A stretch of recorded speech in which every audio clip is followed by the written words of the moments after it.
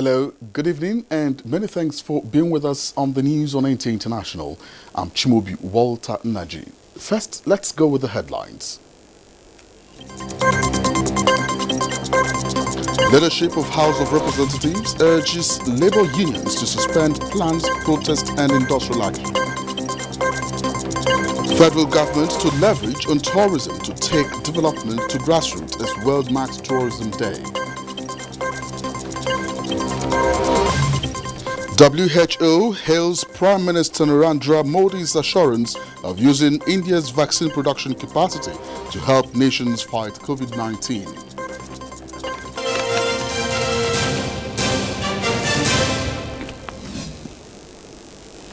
And now the news in details. As activities marking the 60th independence anniversary have continued with an interdenominational church service. The service has as its theme, Together, Come Let's Build, in a sermon titled The Crucial Need of Nigeria to Attain Greatness at 60, current President Reverend Samson Oyekunle says crucial love and unity of purpose is key to Nigeria's greatness.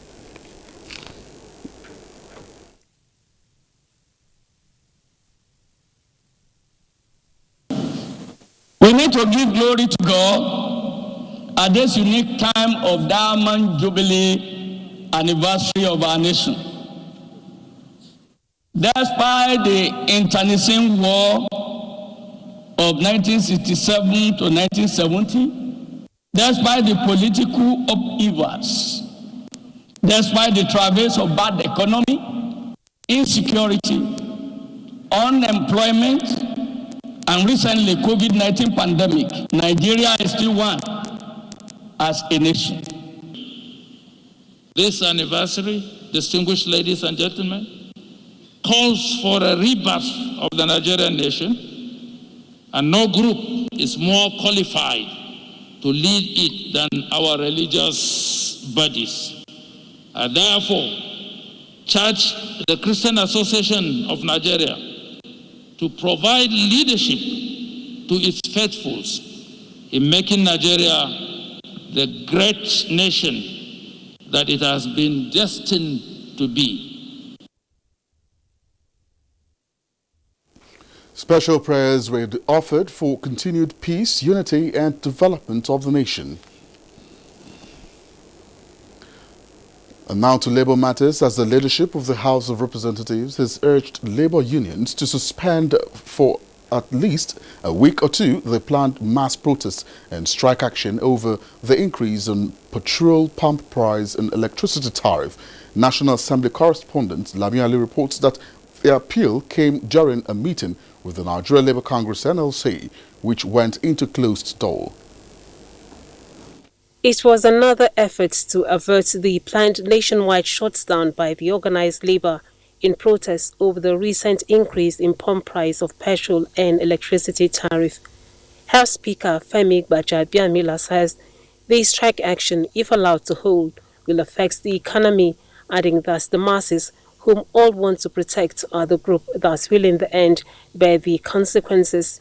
He said a meeting will be held with the executive to re-strategize on how best to cushion the impact of these policy decisions on Nigerians. We can't go on this strike. I'm going to be very, we can't. In good conscience. I believe in the next couple of weeks, or less, the budget will be presented. Many of these things have a lot to do with the budget. We will definitely interface at this point. We'll definitely seek a meeting again with the executive. We'll reiterate our position. But in the meantime, we would want to appeal to you, quite honestly, only for no other reason but for those people out there that. President of the Nigeria Labour Congress, Ayuba Waba, commended the leadership of the House of Representatives for the last-minute intervention, noting that the increase in pump price and electricity tariff have negative impact on the well-being of Nigerians. The meeting went into closed door, at the end of which Labour gave its stand. If the issues are not addressed, you are aware that we have given a notice, and that notice will certainly expire by tomorrow. From the National Assembly, Lami Ali, NTA News. Meanwhile, Information and Culture Minister Lai Mohammed says Nigeria will leverage tourism in its efforts to take development to the grassroots. The minister stated this in a statement to mark the 2020 World Tourism Day, which has the theme Tourism and Rural Development.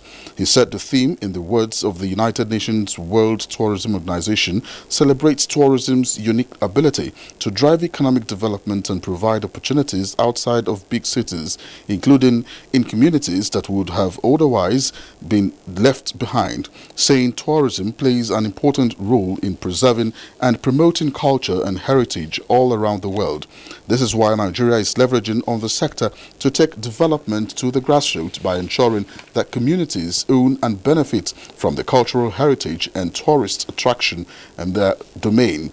He added that the plan by the federal government to establish community museums is part of efforts to ensure that local communities benefit from the tourism, and occasion of the 2020 World Tourism Day presents an opportunity for stakeholders to reflect on the impact of the COVID-19 global pandemic, which has hit the sector hard and also stepped down the national celebration of the day.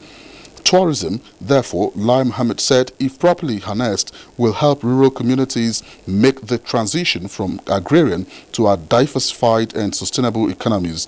Lai Mohammed expressed the hope that all the relevant sectors will fully integrate and promote all the recovery recommendations and deliverables developed to support the recovery efforts.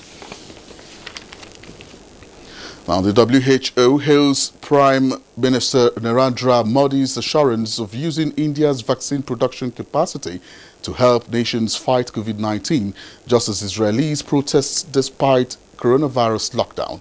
Joyce Ometu has a global update on the pandemic.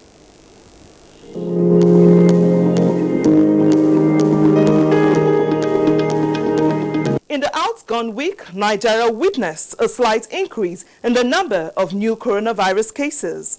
Data published by the Nigeria Center for Disease Control indicates that from September 20 to 26, a total of 1,053 new cases were reported, as against the 968 recorded in the preceding week.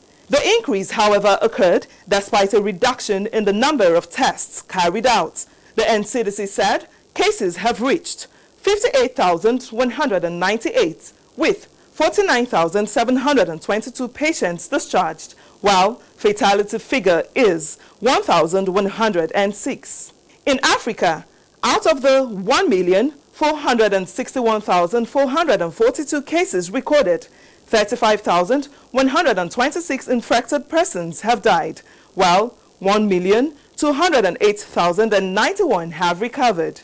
The number of people who have died from COVID-19 globally have exceeded 1 million. Data by Worldometer as at 6 p.m. Nigeria time show that 33,181,180 cases have been confirmed, while 24,506,181 of the number have recovered.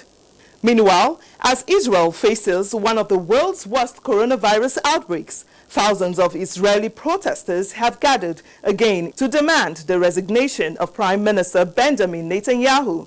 Now, this is coming a day after the country tightened its lockdown aimed at stemming surging coronavirus cases. In the meantime, World Health Organization Chief Tedros Gabriel has lauded India's Prime Minister Narendra Modi's assurance that his country will use its COVID-19 production capacity in helping nations fight COVID-19. In France, health leaders have warned that the latest wave of the pandemic could overwhelm the country amid exhaustion on the part of health workers. Reports say that a third of the new clusters are in schools and universities. And that's a global update on COVID-19. I am Joyce Ometu.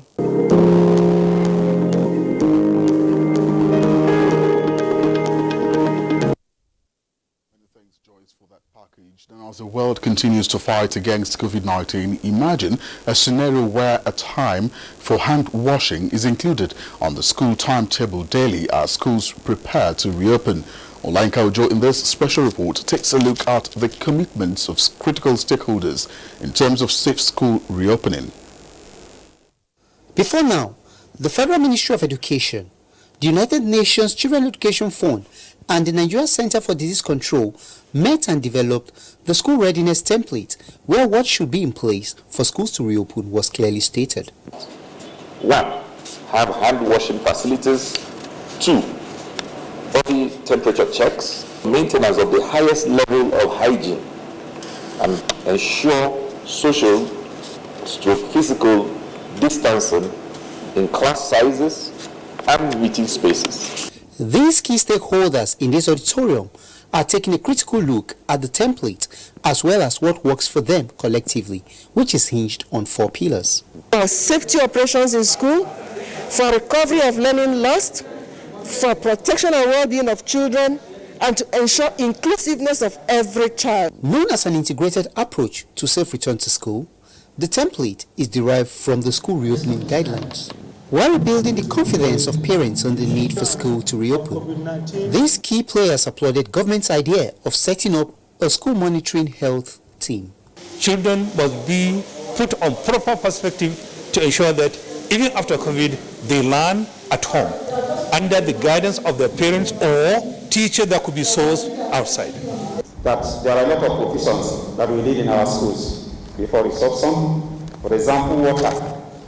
Let the SDMC, together with the school and the community, make sure they provide this. Our curriculum should be blended to enable us to cover the content in our curriculum. Earlier, policymakers from the education and health sectors at the dialogue stressed the need for a catch-up term to enable for syllabus to be covered. Olainka Ojo, NTA News. Now, the now popular use of the term new normal is in itself novel and has continued to evolve as the global community adapts to measures initiated to contain the coronavirus pandemic. Onengie Fineface puts into perspective an aspect of this new normal with attention on safety and effective regulations. With COVID-19 came new ways of doing things. What has now become popular as the new normal refers to a wide range of behavioral patterns. Some new, others were enforced. They include, but not limited to, wearing face masks, keeping spatial distance from other people, an act commonly referred to as social distance, regular temperature checks, hand washing with soap and running water, and use of alcohol-based hand sanitizers. There is also a popularized practice of decontamination of surfaces and open spaces. The new normal has metamorphosed further into technologies that were alien to many societies, one of which is disinfection cubicle used as a walk-through human decontamination machine. The new normal has compelled us to different things, so we have to do everything to prevent the spread of this virus. So everything, we just have to indulge the inconveniences as it is and then go through it. It's actually interesting. It's not something you find common everywhere. We do safety first. So irrespective that my makeup might be altered, but it doesn't affect. While sanitizers are applied to the hand, disinfection cubicles release chemicals to the entire body, which begs the question, is it safe? For instance, WHO has a standard for if you are using chlorine-based dilution, you use 1 part per million. Every manufacturer, every company knows that. So if it is used according to that formulation, according to that protocol, it will not pose any harm, or the harm will be very minimal. In the absence of sophisticated models, local alternatives are used, but how are they monitored to ensure compliance with standards in the chemicals applied? The Ministry of Environment is responsible for the issue of enforcing standards. So it is the responsibility of we as the regulators to make sure that all the formulation that is being used has followed the issue of followed the international standard. The fact that there is still no cure or vaccine for COVID-19 means humanity must adapt to the new normal, but one can never be too careful, even in adaptation. Onengie Fineface, NTA News. And role modeling may be the most effective method for change, and leaders must make deliberate and conscious plan for succession. Now, these were some of the issues highlighted at the 5th dialogue series put together by the Nigeria Prize for Leadership with the theme Rethinking Leadership, Role Modeling, Mentoring, and for raising transformational leaders in Nigeria. Haman Jabani was a part of the webinar and now reports. Positive role models is believed to influence and motivate actions in the discovery of hidden true potentials and overcome weakness to make life more meaningful. All great leaders, sportsmen and high achievers have one thing in common. They all have positive role models whom they strive to emulate in some way, and they have eventually contributed in shaping their lives. These are what the 5th dialogue series put together by Nigerian Prize for Leadership wants Nigerians to imbibe while aspiring to become better leaders. And if you have not given him the kind of leadership you want for the nation, he will turn out influenced by the wrong leaders in our system. It's only a leadership that is sensitized to the necessities of leadership that can actually create the vista for what we have called transformatory leadership. They emphasize the need to learn from history, engage people who are not just willing to serve, but able to serve, bearing national interests at heart. The criteria into public service need to be reviewed and reinvigorated to all for the employment of the right people that could be groomed and molded into transformational leaders. Leaders must be against injustice. They are people who do not support any vision or process that encourages or perpetrates social injustice. The 6th dialogue series comes up on the 30th of October. Haman Jabani, NTA News. All right, you're still watching the news on NTA International. We shall take a break now and be back in a moment. Stay with us.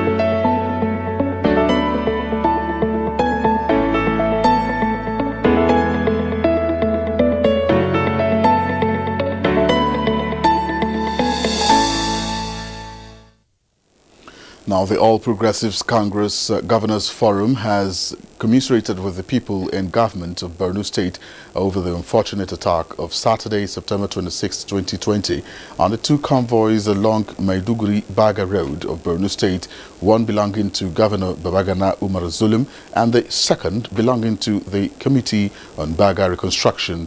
The forum, in a statement by its chairman and governor of Kebbi State, Abubakar Atiku Bagudu, described the attack, which has resulted in the unfortunate death of precious lives of security personnel and innocent citizens, as unfortunate. The APC governors joined Governor Zulum and all Nigerians to pray for the repose of the souls of all those who lost their lives and encouraged Nigerians to be strengthened by the determination of Governor Zulum to expedite peace-building process in Borno State and indeed the whole of Northeast.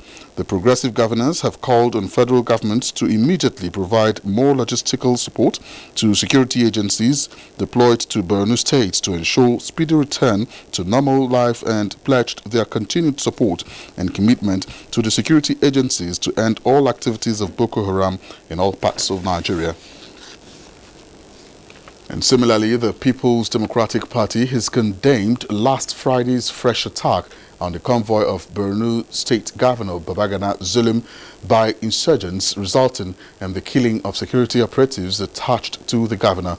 A statement from the party's National Publicity Secretary, Kola Olagbondiyan, says the repeated attack on the governor, as well as the rising wave of terrorist attacks, reinforce apprehension of security compromises and lapses, which underpin the necessity to immediately rejig the nation's security apparatus. This is particularly with Governor Zulum's insistence that the security architecture in the northeast axis is being compromised. The party commiserates with the Governor Zulum as well as the families of the victims of the incessant attacks and urged the governor not to be deterred. The PDP also salutes the gallantry of the nation's troops fighting in the fronts despite all odds and urged Nigerians to remain prayerful and alert at this trying time. Meanwhile, as part of the build-up to the December 2020 pilgrimage, the Nigerian Christian Pilgrims Commission has inaugurated a 12-man federal medical committee that will take care of the intending pilgrims in the Holy Land. Omenka Amarachuku reports that the Executive Secretary of Commission, Reverend Yakubu Pam, performed the inauguration ceremony in Abuja. I hereby inaugurate you in the name of God the Father, and of the Son, and of the Holy Spirit. That word of charge set the tune of the inauguration of the federal medical team that is expected to take care of the intended pilgrims in the Holy Land. The 12-man committee is expected to ensure strict compliance to COVID-19 protocols and handle all medical cases during pilgrimage operation in Nigeria, Israel, Greece and Rome. Let them be ambassadors that would give us a good name, even outside there when we are traveling to Jerusalem, to other parts of the world. And then let them put their best, especially when it comes to the selection after the examination. When they mark it, let them be strict to make sure that those who will be taken from faith, let it be in deeds. They do not favor anybody based on I know him or I know her. We are going to abide strictly by those protocols to ensure the safety of all our pilgrims and indeed of the Nigerians that will follow us to Israel for the pilgrimage. The committee will also serve as resource person for the 2020 Federal Medical Team orientation. In Abuja, Omenka Marachuku, NTA News. And sequel to sustained aerial bombardment and clearance operations by troops of Operation Lafia Dole in the northeast, 13 suspected Boko Haram terrorists alongside 6 women and 17 children from Kodila village have surrendered to troops at Banki Junction in Bama local government area of Borno State. A statement by the coordinator, Defense Media Operations, Major General John Enenche, indicates that the suspects are currently undergoing thorough profiling and investigation in line with global best practices. Major General Enenche notes that the armed forces of Nigeria and other security agencies are committed to sustaining the tempo of the operations. And President Muhammadu Buhari felicitates with frontline journalist and columnist Chief Duro Onabule as he turns 81. The president lauds Onabule's more than 50 years contribution to journalism and incisive public commentary, which has gone a long way to inform and educate the public and shape government policies and programs. President Buhari in a statement urged him to continue sharing knowledge and expertise with younger generation of journalists. Chief Onabule, who served as Chief Press Secretary to Military President Ibrahim Badamasi Babangida for 8 years, is currently Chairman of the Board of Nigerian Television Authority. The President wishes him longer life in good health and prosperity. Similarly, President Muhammadu Buhari has mourned Gabriel Ibanugu, who is 95, a man who he fondly used to call Daddy when he was General Officer commanding the 3rd Armored Division of the Nigerian Army, Jos Plateau State. In a statement signed by the Special Advisor to the President, Media and Publicity, said Ibanugu was the principal education officer at Command Secondary School, Jos, and had a close and amicable relationship with him then. The President commiserates with the Ibanugu family, urging them to take solace in the fact that their patriarch lived to a ripe old age and touched the lives of countless number of people that came across his way. We'll now turn our attention to sports, where Manchester City lost 2-5 to Leicester City. Tottenham and Newcastle played a 1-1 draw as Leeds won at Sheffield United by a long goal. Also in the 3 EPL matches decided on Sunday. For other sports reports, over to Amanzi Marcus on Sports Update.